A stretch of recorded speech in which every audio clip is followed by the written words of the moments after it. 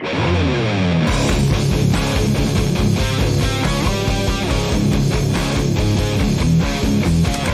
contractor's journey to self-mastery requires discipline, integrity, and respect. Welcome to Hammer and Grind.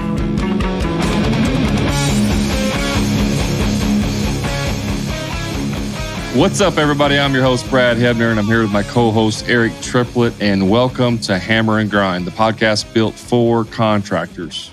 Real contractors, true stories, real solutions. Hey, if this is your first time here and you got some value from this episode, at the end, do us a favor, leave us a review and share it with another contractor, see if it can help them out.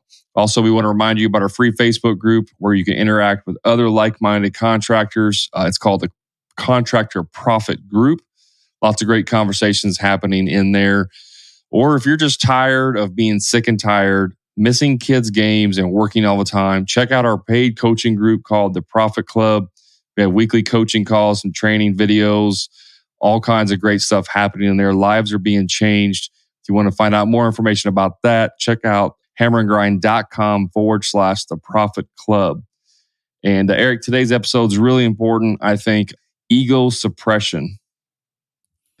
Dude, where did that sexy new intro come from? What the heck happened, bro? What? Dang. Liking that, man. Ego suppression. This is an important one to me. This is a big deal. What's on your mind? Ego suppression. So I'm actually currently reading a book called The Social Engineer. Don't ask me who it's from because I don't remember. But it's got some really good stuff in there, and they were talking about ego suppression. And I just thought it would be a fun topic to talk about because I do see this happening a lot.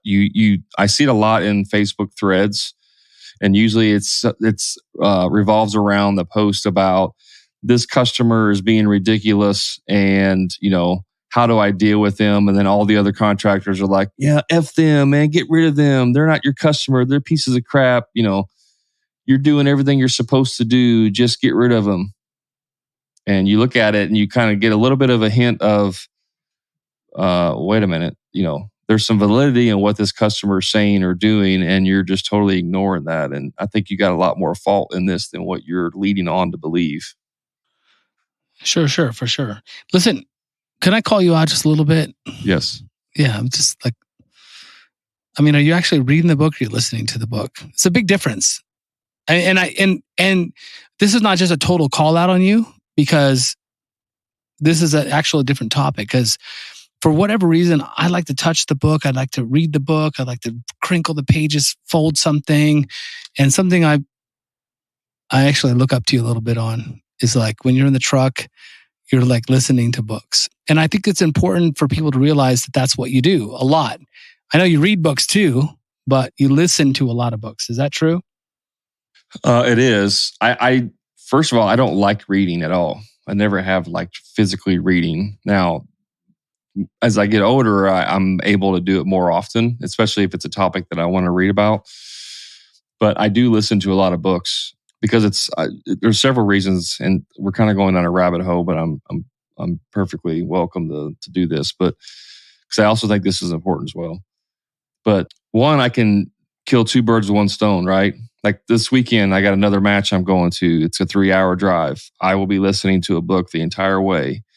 Up 3 hours, 3 hours back. That's 6 hours. I can listen to almost one book on that trip. Right? So that's crazy. That is an easy way to double down on your knowledge, if you will. But yeah, I don't listen to as many books now as I used to. Usually because you're blowing my phone up all the time when you're driving and I got to respond to it. But but no, I do like listening to books, and I am listening to this book. Now, here's the thing, Eric, some of these books are really, there's like lots of great information. There's visuals in there. And so a lot of times I will buy an audio book, the Audible version of it. And then if I really like it, if there's something, I will also buy the hard copy version of it. So I'll buy the same book twice. Yeah, I love books with pictures. I'm sure you do. Ones that have shapes and numbers in them. Yeah, for sure. No, this is important because we want people to consume knowledge. We want people to take in that stuff. So I got to tell you, like, Brad and I for those of you who know, we got back from a trip. He was on a competition in Colorado. I drove out to Colorado. It was like 10 and a half, 11 hours to get there. And so, dude, that's like 2 books. You could have literally read or listened to 2 books the whole trip. I realized that. I did consume a handful of podcasts, some that like really moved me, and that like those podcasts move me. Like I like that audio thing. And I got to be 100% transparent. I don't think I've ever listened to an audio book, but I've listened to hours and hours and hours of like really powerful podcasts. They move me, right? So anyways, I know we're going down a rabbit hole, but I want to be clear with that. Whatever moves you, whether it's video content, audio content, paper, reading the book content, like you should be consuming stuff. So I wanted to be clear on that. So, but like a lot of, I get a lot of work done listening to Lamb of God. I'm not going to bullshit. I was literally going to say you probably spent 10 hours listening to the radio. That's probably what you did. No, I don't listen to the radio, bro. Well, CDs, tapes, MP3s, whatever you got, it's music that's being played. That's listening to the radio. Same thing. Well, like, how old are you, bro? This is like we listen to MP3 now. 8 so tracks. listen, You probably got 8 tracks in there, don't you? So this is the thing. The way my mind works, and I think this is important to talk about. We'll go into the ego suspension, but the way my mind works, like I can have music on, whether it's country or Lamb of God or whatever, and like my mind is ticking and I'm thinking about and I'm processing like things I want to do. And it's just like this, the rhythm in my head. Like, it's like, that's the way my mind is ticking. And I might not even hear the music, just the beat. I might not hear the lyrics, but in my mind, I'm like, I got to get this done. I got to get this done. I want to accomplish this. I want to do this. I want to go that. That's kind of the way that my mind works. Well, there's science behind that, actually. A lot of times if I'm listening and I get into a zone, I'll put headphones on, especially if there's noise going on around me. And I won't be listening to music. It'll be like that foo-foo music that you might listen to in a coffee shop or something where it's just instrumental. You know what I mean? Like I listen to stuff that's like specifically designed for focusing. It's like weird music that I would never ever listen to like in a car or anywhere else. Well, that for me is Lamb of God. I just want to let you know. I know we're not officially sponsored by Lamb of God or anything, but I just want to let you know, like that's the way I think. Shoot some free tickets over, man. All right. So ego suspension. What does that mean? Well, a lot of contractors, and we've talked about this and touched on this a little bit, Eric, over the podcast. But it's the guy that needs to have the $70,000 lifted truck. That could be a form of ego, if you will. It's the guys that have to talk about how awesome they are when they're on a sales call. I mean, that's ego, and that's suppressing it. So I want to do something though before I forget. We got a little tangent with your audible books, and it's important though. It's important. So go ahead. So the Webster's Dictionary of ego is a person's sense of self-esteem or self-importance. Self-esteem or self-importance. Okay. Now, there's another thing here. It says it's a psychoanalysis. I've never seen this before, but it was interesting as well. It says it's the part of the mind that meditates between the conscious and the unconsciousness and is responsible for reality testing and a sense of personal identity. So the mediates between conscious and unconsciousness. So this is really important, and I want to talk about this. So the difference between an ego, a lot of people don't know they have an ego, right? They're unconscious about their ego. Others are very conscious about their ego, kind of braggadocious, if you will.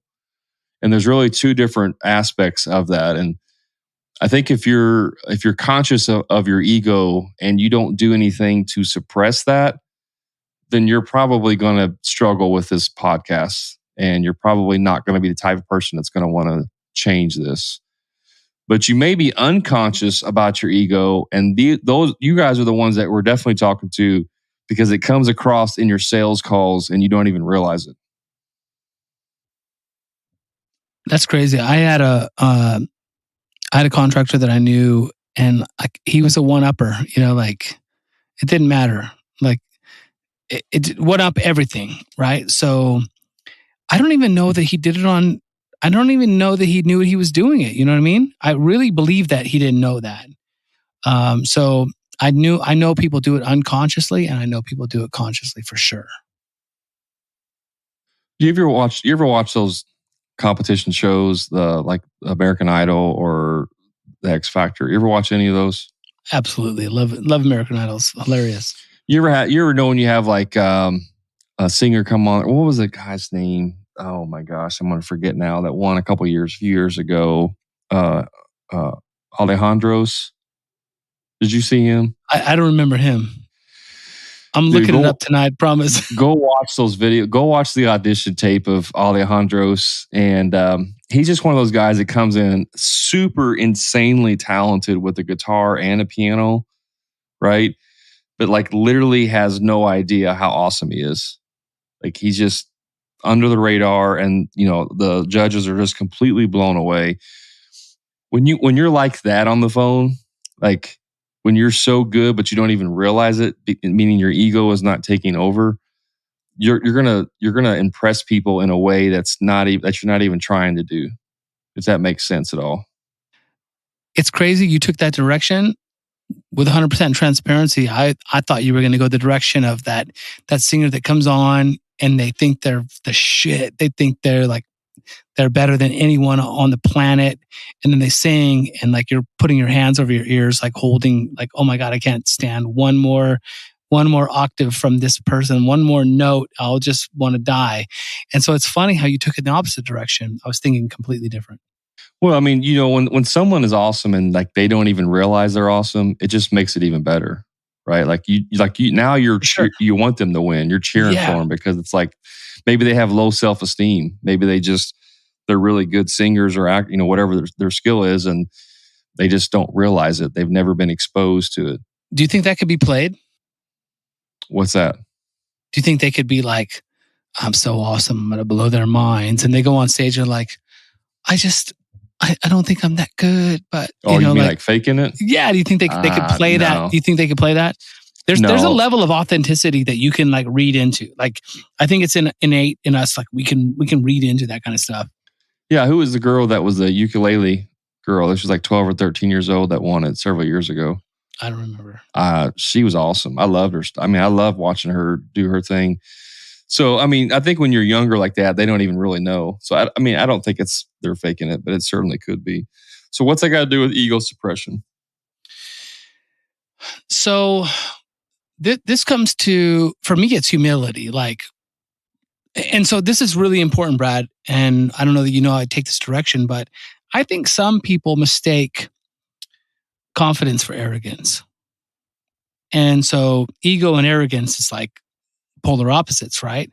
So, but I think when some people are confident yet humble, I think some people who are weak-minded and don't have this, like just weak-minded people, they can go, oh, this guy's totally full of himself.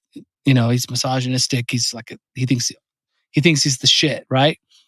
But there's a level of confidence and humility. Like there's a really weird balance there.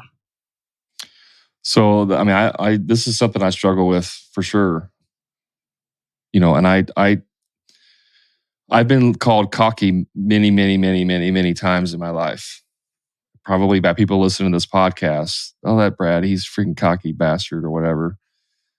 But there, like you said, there's a level of confidence. And a lot of that comes from being in the Marines. Obviously, Marines are the best. We can't even argue that.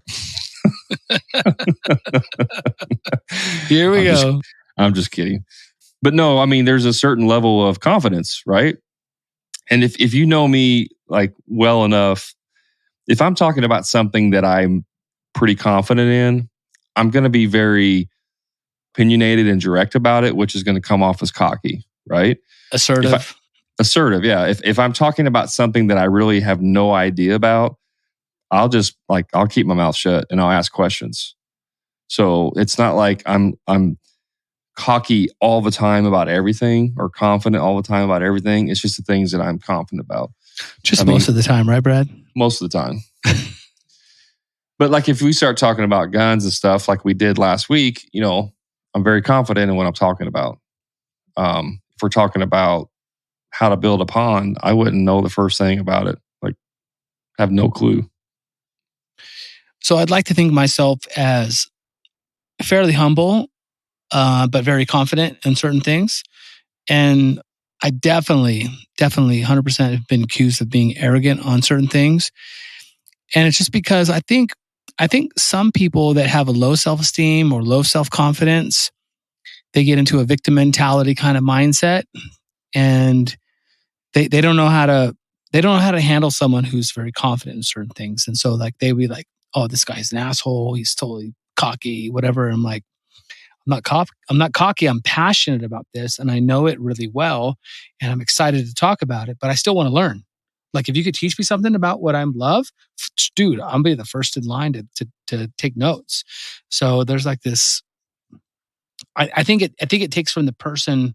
It's very important how the person perceives you, and if they're willing to take on information, I think that's an important factor. Well, there's a certain level here, and I was thinking about this because you said this. Like, if I were to go take a class on shooting, now I'm not the best shooter on the place of the planet. Matter of fact, I just finished 11th place in my division at the national championship, which to me is terrible. Like, for me, it's a bad performance. Others would be like, "Wow, man, it's 11th place in the nation. That's great." But if I go take a class, it doesn't matter if it's competition or self-defense, tactical, whatever. If I go to that class, before I go there, I will purposely like tell myself, okay, you're going to come in with the beginner's mindset. Like, you're not going to come in with someone who already knows how to draw or whatever. And even if they tell me to do something, a completely technique that goes 100% against what I've trained with and done and believe that it's not, works well, I will still go through what they tell me because I want to experience that. But I have to purposely do that. I don't just go in there and just naturally learn it. If it's something that I've been doing, like I said, confident in, I have to purposely tell myself not to do it. And it is hard for me sometimes if I'm doing something where even the people that are teaching, it's almost blatantly obvious that they don't know as much about this particular thing that I do. Then I have to really force myself to humble myself to not want to like blow it off. So it is a conscious effort sometimes. The other times, like if I'm on a sales call with someone, that's more of an unconscious effort. An unconscious effort to what? To suppress my ego. Okay, because I just want to be clear on that as we talk about, because in the last podcast, it's interesting because we were riffing on something and I was going one direction, and then I made like, I don't remember exactly how to say it. I don't think it's important, but I said one thing and it was like satire, like it wasn't even really true, and it's like actually 100% opposite of what I would want to do. And then you like interjected something and we went a different direction, and so it could come off as if I said that the wrong way, if you know what I mean. So sometimes when we play that satire thing, if we don't complete the sentence, it doesn't come off right. So I wanted to be clear on that because that's something I did in the last podcast. No, I'm glad you pointed that out. I mean, so, being conscious or unconscious with my ego suppression. So, there's the 4 levels of learning something. It's the unconscious incompetent, right? And then you have the conscious competent or conscious incompetent. And then you have unconscious or conscious competent, and then you have unconscious competency. You know what I'm talking? You ever heard that before? Yeah, absolutely. It's kind of like that when what we're talking about here. So there's times where I don't even have to think about it, especially when I'm on a sales call. I already know because I've done so many role plays. I know I'm unconsciously competent in that I'm going to be able to suppress my ego, and that's not going to be an issue whatsoever. There are other times where I'm going to have to be very conscious about it and make sure that I don't do it. But I think contractors, they don't spend any time thinking of it. Half the people listening to this probably haven't even thought about this before. And why should I even think about it? Like, what's the ramifications if I do have an ego talking to a customer? Like, those things are probably nothing that they've ever thought about or come across their mind before. Yeah, for sure. And this is really important because, you're going into a learning environment. So you like suppress your ego, you suppress your knowledge, you just take that whole level down so you can take in. You're open to receive, right? And I think what's really interesting is like, okay, you're paying for some teaching, some training, some courses, right? So when you have like money invested into this, it's very easy for you to go like, hey, I just need to like shut off my ego, who I am, and just, I paid a lot of money and I want to see what I can learn from this person. There's that kind of approach to it. But the cool thing about it is like, when I go to a koi club meeting or I go to a bonsai convention or whatever, I like take that confidence, which is borderline ego, that ego confidence. I take it, what I know, I put it in my pocket and I like tone everything down. I go in with that open mindset and I want to learn, right? So for me in that learning environment, I know I'm going into an environment where I can meet beginners and advanced people and experts and masters. And like, I'm just going to go in 100% open and try and learn. It's a different when you like pay, like you said, I'm going to pay for this course. I'm going to come in and learn. But wouldn't it be amazing? Wouldn't it be unbelievable if like you could just go through life like that and just have the ego in your pocket and just be open to learn all the time? And then when you're like, okay, I got to pull my ego out of my pocket and like shut someone down and go like, no, this is how we do it. This is what's right. This is what's respectable. This is integrity. This is discipline. And then you can apply your knowledge and with confidence / ego, right? So there's really a balance of like when to use it, when to not to use it. You know what I'm saying? Yeah, absolutely. Yeah, I mean, depends on who the people you're with, who you're talking to or who you're around. I mean, when I get around my high school buddies and we're hanging out, like the ego starts flying crazy, right? A lot of that is like, I'm almost living up to the character that they've created me to be, if that makes sense. Like I'm 6'6" cocky Brad Hibner. What's up, everybody? This is Brad Hibner. So, and I know a couple of them listen to my podcast too, but I mean, that's true. Like, it's kind of like, that's not how I am by myself one-on-one. But when I get around all my buddies, then it's kind of crazy, Brad, which we have a ton of fun. So, and I live up to it. I own up to that too, that cockiness, if you will.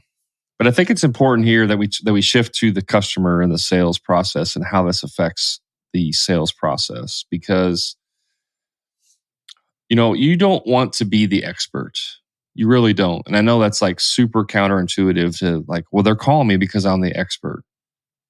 Yes, you are the expert, but you don't want to come across as being the expert in the sense of cockiness or with an ego. You want to come across as someone who is understanding and, passionate about what you do and their project, but not the expert in the sense of, well, you're calling me because I'm the best there is, like the Talladega Nights.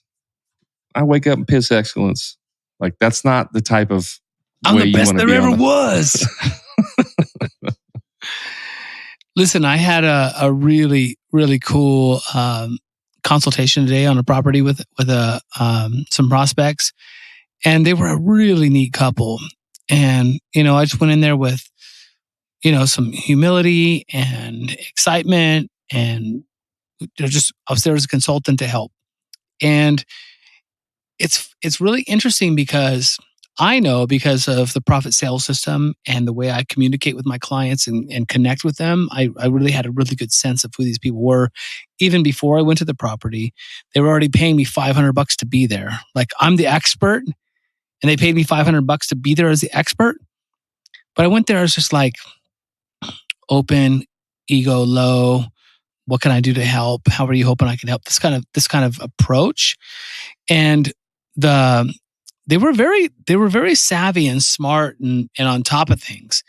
And it was really cool because there was a wife and a husband there and 8 kids. 8 kids, like that's crazy, right? And she's like, I've done a lot of research. I've done this, I've done that, I've done this. And I think most contractors, to push that back, they were like, oh, she's done a lot of research. I got to prove myself, right? I wasn't that way at all. I was like, oh, cool. Well, what have you learned? Or like, like, tell me more about the research you've done and like where you've landed, on what you want to do. I didn't like use that as a defense mechanism. Like I think most contractors are programmed that, and so the ego suspension for me, I was just like, tell me about the research, tell me what you're liking, tell me what you're feeling, and then we just had this really great conversation, and then I was able to like insert my feelings, my expertise, my suggestions without being egotistical, without being overbearing. It was just a conversation. It wasn't me trying to justify like, look, I know you've done a lot of research, but I'm the expert in this area and this is how we're going to do it. Right. So like that's the conversation we had. Yeah, that's awesome. I mean, because like you said, you could have easily, pushed back. And I think that's, where would be, let me ask you, I'm going to put you on the spot, Eric. If there was one part of a conversation, one objection that you received from a customer that would really trigger your ego, what do you think that one objection would be? It would probably be like some kind of like as if I wasn't qualified. That would probably like really fire me up. I would like punch him in the face, kick him in the throat. Like if I mean I'm being honest. Like I've been doing it a long time, and I feel like if they felt like I wasn't qualified to do the job, I would have been like, I would have told you I'm not qualified. I wouldn't even be here right now if I didn't feel like I could help you. So like that would really fire me up. Well, that's interesting. That wasn't the response I was looking for, but that's interesting that you would say that. And I'm going to guess that probably hasn't happened hardly at all, if ever. Right. But what's the other one that a lot of contractors get, like almost on a regular basis? There's one type of objection that we hear all the time that may potentially fire up a contractor. Well, that's a lot of money. That's way more money than I planned on spending. That's not it either. Well, just tell me what it is. I mean, but so I'm getting 3 estimates. Well, I mean that's part of it. I mean that's kind of leading to it. Like, oh wow, okay, cool. Well, I'm going to get 3 estimates. So that's the sometimes if the client feels you're too expensive, they'll just say, oh well, I want to get a couple more estimates. They're going to kind of lie to you. They're not going to say, bro, that's way more than I plan on spending. They would just say, okay, cool. Well, I appreciate your time. I'm going to get a couple more estimates, and then I'll make a decision later. Yeah, that is true. But there are also times where people would say, I'm getting 3 estimates, or I'm getting 2 more estimates, or whatever it is. And that's one area where I've seen contractors really lose it. Well, of course. I mean, of course, they want to start to justify why they're the right person. They start to defend, right? So for me, I just like, I want to encourage them to go get more estimates, because I feel like with the profit sales system and the way I communicate with clients, like no one's going to be able to communicate and have the empathy and tactical empathy that I would have towards their project. So I almost encourage that. But I think by default, I know where you're going with this now, is the ego comes in like, oh, well, you don't want to go to ABC Ponds. Those guys are total hack jobs. And XYZ Ponds, they never deliver what they promise. And they start to do that kind of shit. It's terrible. Well, yeah, I mean, that happens too. But a lot of times it becomes defensive or justification. Well, I mean, if you're going to get other bids, but I'm the best there ever is, ever was, ever will be. I'll wake up and piss excellence. Those guys can't touch me. Well, that is.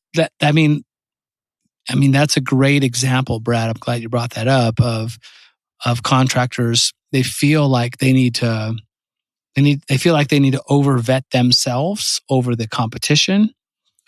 And I think I think the way that most contractors would do it is really, it backfires and more often than not.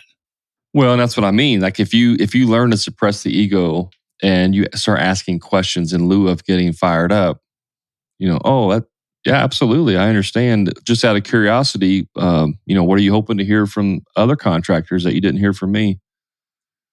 Are you dropping word tracks, bro? So if your ego was in place, ego engaged, then you're not going to ask that question because you're going to go on the defensive, right? So, but instead of suppressing that ego and now becoming curious, why are you getting 3 bids? Why are you looking for other contractors? Am I the first one? Am I the third one? What's going on? There's so much more information you can get out of it simply by suppressing your ego in a situation like that and asking more questions. I love the saying, seek first to understand and then be understood. I love that quote. So in that case, understand why. Why are you getting 3 bids? It may have nothing to do with you whatsoever. It may just be that's what their parents always told them to do. Their dad always says, you always get 3 bids, no matter what. You always get 3 bids and pick the middle. Well, I want to know that because maybe now I need to shatter a saying that they grew up knowing from their dad. Maybe I need to shed some light on that as to why that may not be the best thing to do. But if I just activate ego immediately and respond out of frustration, then I'm going to miss all of that. Yeah, 100%. So, I mean, I think it's a cool topic. And so it's interesting because, I want to move towards some of the members in our group. And I know one of the members is going to listen to this podcast and say, Triplet's talking about me. I know it, right? But it's funny because sometimes I'm wrong. And we have members come in. I'm like, oh, this guy's going to be egotistical. It's going to be hard to train them. It's going to be hard. I don't know if they're going to be coachable. And like they blow my mind. And so it's cool when I read that wrong, and that makes me really happy. But when you invest money into bettering yourself, there's a real click where you take that ego, you put it in your pocket, and you go in for it, right? So I would like to think that if the member that I'm talking about, and he knows who I'm talking about, if he wouldn't have made an investment into the group to be better on himself financially, he might not have opened up enough, and been vulnerable enough to really take it on to go like, okay, cool. I'll take that constructive criticism. I'm going to apply it and see how it works for me. And so I think that ego suspension is really critical in learning. And you almost have to be in the gutter enough to want to get better. There's certain people that can be like, I just want to get better. I'm going to pay. I'm going to get coaching. I'm going to join a group or whatever. And they just naturally do that. But other people, they have to be in the gutter enough. And I think that's me. I'm a little bit proud, a little bit macho. It's like I almost have to be in the gutter deep enough, my knuckles scraping across the ground to be like, I want some help. I'm going to invest. I'm going to put in enough to where I can bring the humility up and the ego in and learn. You know what I mean? Absolutely. Yeah, I'm sure you've heard of the saying too of don't be the smartest guy in the room. Yeah, I know. That's why I'm in the room with you. Well, that's why I'm in the room with you. No, that's why I'm in the room with you. I know. That's why I'm in the room with you. No. I'm the dumb one. You're the smart one. No. But that's the same as what you're talking to your customers. You don't want to be the smartest guy in the room. And I know that sounds counterintuitive, right? But here's the thing I learned. We learned this too, Eric, you and I both. Anytime you're getting any kind of coaching, anytime you're learning something new that you've never learned before, it's always going to be counterintuitive because you've never learned it before. It's so cool that you said this, Brad, because this woman, she was sharp. She was super sharp, and she'd been doing a lot of research.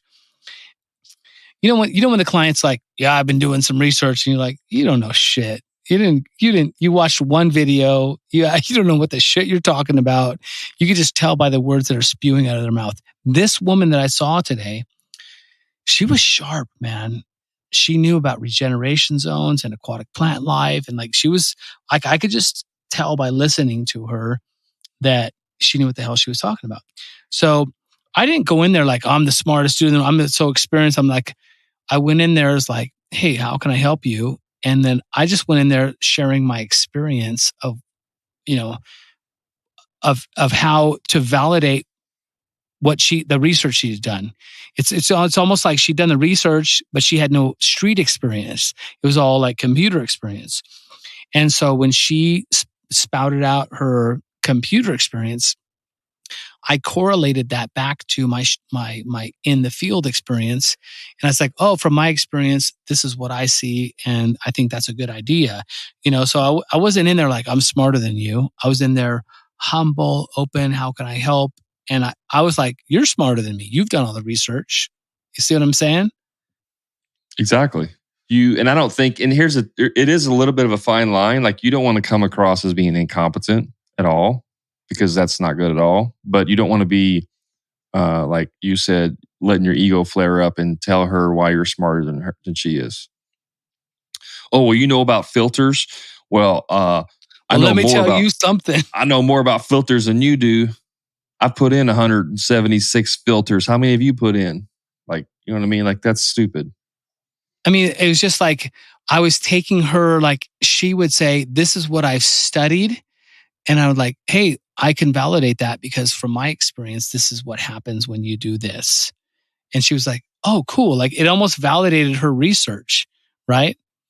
And there was a couple times I was like, well, from my experience, I don't know if I 100% agree with that, because this is what I've learned from what I've done in the field over the past, decade of doing that, right?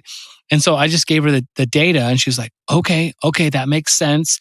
And so, like, we're having a conversation. It wasn't my ego trying to make myself overpower her and like make myself feel dominant, right? It was just like, hey, we're having a conversation. How can I help you? This is the data that I have to back up your research. Yeah, I've had customers like that where they've, either they're in the industry in some capacity, so they understand language and all that, or they've done their research enough that they're, competent. I mean, I said I'd never do a door again, but we had a door. I had my subcontractor install a door today, and the customer ordered the doors, which usually for me, that's like a major never going to do. Sounds like a disaster already. But my guy went out there and he was like, yeah, the bottom door was actually I forget what it was. It was like a 5 and some weird depth, 5 7/8 or something like that. And usually customers, like 99 out of 100 times, they never know that to order a door. And the guy did. He ordered the right size jamb. He actually ordered the right size door for the opening. So it was like, oh, this guy's competent enough to do that. But when you have customers like that, it's actually fun, because now you can actually have a conversation about things that most people would never understand. And so therefore you would never really have that conversation. If they're talking about, I forget what you said that she was studying, but if you're talking about like the ecosystem stuff, and 99 out of 100 people will never fully understand any of the ecosystem stuff, but she does, then you can actually have like an intelligent conversation with her, but not in a conversation where you're trying to show her up that you know more than she does. Yeah, I mean, that's a perfect example, because she had done more research than her husband, and she believed, like, her husband was like, hey, what's the ratio to this, that, the other? I was thinking it would be this. And then the wife was like, oh, no, like, it doesn't have to be that. And so now I was like, okay, I have to make the correction here and either side with the wife or side with the husband, right? So I had to go in and show my experience in the field of both different ways. And I presented in such a fashion with humility, not ego. I suppressed my ego to go like, well, look, this is my experience, and this is my peers' experience, and this is what they're doing in Europe. And I believe for this application, we could go this way or that way. And then it was just delivering knowledge. It was just delivering that, like, hey, this is the data. You take it how you want. This is what I did. I didn't say, oh, well, I've done it this way, and this is how it needs to be. I was like, I've done it all these different ways, and however we feel that works best for you is how we should go. And I didn't side with the husband or the wife, and they both looked at me like, okay, cool. Like, you protected me. Like, they both looked at me at the same time and like, oh, thanks for protecting me. It was crazy. It was only because I had ego suppression. It's because you're awesome, Eric. I'm an I personality. I want both of them to like me. I'm like, oh my God, I have to make a decision. One's going to like me or the other. What can I do to make them both like me at the same time and prove both of them right and both of them wrong? It's I personality coming out, bro. See, I would have made a joke of something of like, okay, well, I got to make one of you mad now. Which one should it be, or something like that? I don't know the situation, but I would have made light of the situation first, and then done, give my opinion on whatever. Well, I mean, that's the beauty of this, Brad. It's like we have different personalities to communicate. The disc profile, we communicate differently with different people, right? And the wife was a little more I personality. The husband was a little more, I'd say S. And so like we were just communicating. And so that's the beauty about this process and understanding profit sales systems and the way to talk to clients and suppressing egos. Some of this is going to come naturally to some people, and some people have to work harder at things, right? So yeah, absolutely. Yeah. You know what the universal language though, that it doesn't matter what it is, it's going to work for every language. You know what that is? I'm thinking this through. Is it music? Is it Lamb of God? What is it? What is it? It's silence. Okay. It's listening. Sure. Active listening. It's the universal language. If you can suppress your ego long enough to keep your mouth shut and let them talk and tell you what's important to them, then you are speaking the universal language of silence. Silence. Speaking the universal language of not speaking. Is that the end of the podcast? I don't know. Do you have anything else you want to say? No, this was a fun. I really want to talk about this. I think it's super important. I think a lot of people struggle with this and don't even realize it. You know what I mean? And by the way, if you try to have these conversations via text, it's going to be way worse. Way, way worse. A lot of times ego comes out in text, even more so than what you think. So if you want to know, do this. Record your next sales call. Some states are different. Some are 2-person notification. Some are 1. Depends.